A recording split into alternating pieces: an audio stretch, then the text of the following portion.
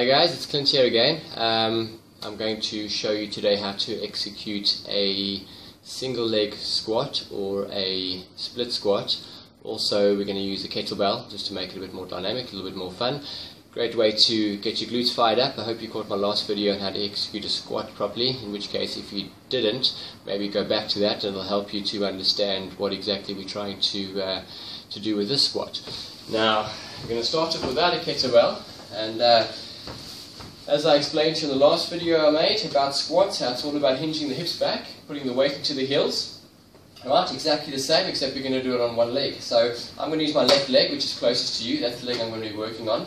Now if you look, if I squat the two legs, take a look how the glutes move back, chest moves forward, all the weight's in the heels. I'm going to do that in a staggered stance now, not too wide, just one foot behind the other. It's important the front leg is on the heel of the foot, because we want the heel to work together with the glutes, and the back foot is just very lightly touching the floor. Maybe 10% of weight on the back foot. At some stage you can even take the back foot off. Really, we're doing all the work on one foot. So what we're going to do is make sure the weight's on the back foot, gently just start to pivot the hips back, putting the weight into the heel, and gently bringing the hips back in again. Don't put any weight on the back. If you feel any weight moving down the quadricep, or a bit of strain in the knee of the foot behind you, you're putting too much weight. By putting weight on the back leg, you're putting a tremendous amount of strain on the quadricep muscles, which in turn is going to put a lot of shearing pressure through the groove that the kneecap or the patella is doing its function, sliding back and forth over or across the joint. So I'm going to do that again for you. What we're doing is one leg. I'll show you can even take one leg off. The same motion, as long as you've got your bum almost acting as a bit of a sling. It kind of catches the hips, pulls it back in, your navel's engaged, draw the navel in, brace your core nice and tight, put the leg on the floor, down, push back.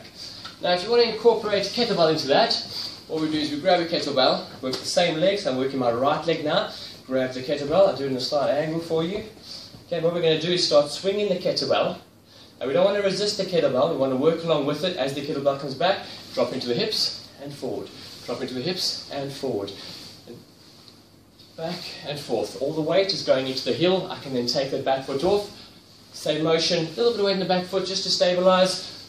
As we get the hang of it, you should be feeling most of it into the back of the hamstring and the glutes of the leg you're working on. Then try to swing the kettlebell a little higher, back, higher, back, higher. On the front, knees running in line with the toes, glutes back, side profile, try to keep that neutral spine. We don't want any bending, arching over, keep those curves nice and equal. Guys, give that a try, possibly with a light kettlebell to start.